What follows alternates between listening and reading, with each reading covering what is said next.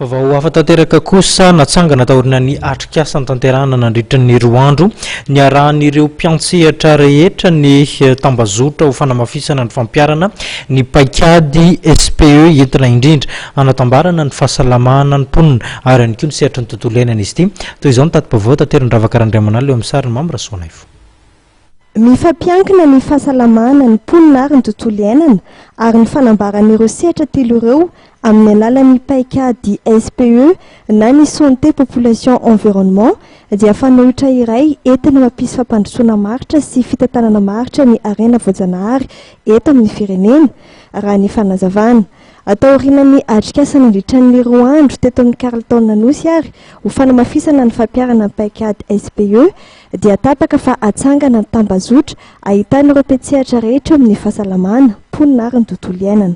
Ny atrikasa teto amin'ny Carleton zany natao nandritran'ny roa andro dia ny fivorian'ireo mpiantsehatra rehetra amin'ny ireo izay miasa amin'ny fampiraisam-bola, fampiraisana ny resaka fahasalamana, mponina ary tontolo iainana.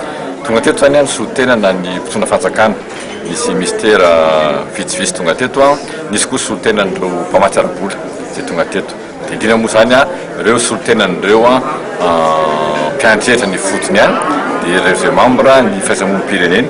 Raha tsy moa hoe ny fikambana sy ny ONG zany izay miasa amin'ny sehatra ny fahasalamana sy ny tontolo iainana dia tonga maro teto zany miaraka ny Kondo mijery hoe ahoana moa zany no anamafisatsika anitresaka hoe fampiraisana ny fahasalamana sy mponina ary ny tontolo iainana ity. Dia ny zavatra fanapa-kevitra lehibe moa zany nivoaka teto dia ny nampijoroana ny tambazotra anankiray mitambaran'ireo mpiantsehatra rehetra ireo.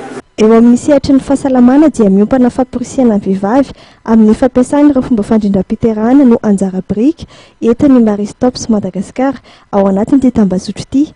Manampy ireo renim-pianakaviana anana fotoana bebe kokoa andray anjara ny fampitomboana ny fidiram-bola ao-tokantrano sy fandraisana anjara ny fampandrosoana ny fandrindram-piterahana raha ny fanazavana.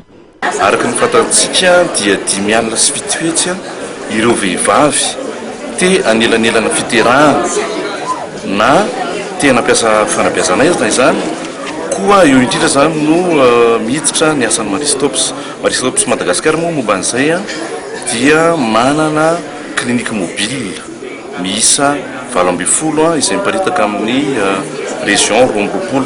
Izy ireo zany dia ao anatina 4x4 fiara tsy mataho-dalana dia mitsofoka any anatin'ireo commune sy fokotany izay lavidalana sarodalana tsy ahitana ireo toeram-pitsaboana na CSB ka manolotra zany fomba fanabeazanaizana ho an'ireo vahoaka ireo.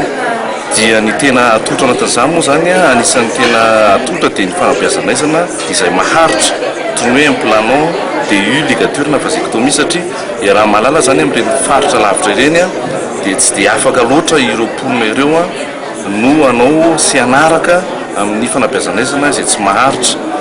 Nahitam-bokatra ny fampiarana paikady SPE tamin'ny alalan'ny tetikasa nataon'ireo vovona fikambanana tsy miankina toy ny Voary Salama tany amin'ny taona 2000. Nanamafy izay fahombiazan'ny fampiarana ny paikady SPE izay ihany koa ny ONG Blue Ventures izay nanao fandaran'asa tany amin'ny faritra Tsimandrefa Nosy iny hatramin'ny taona 2000.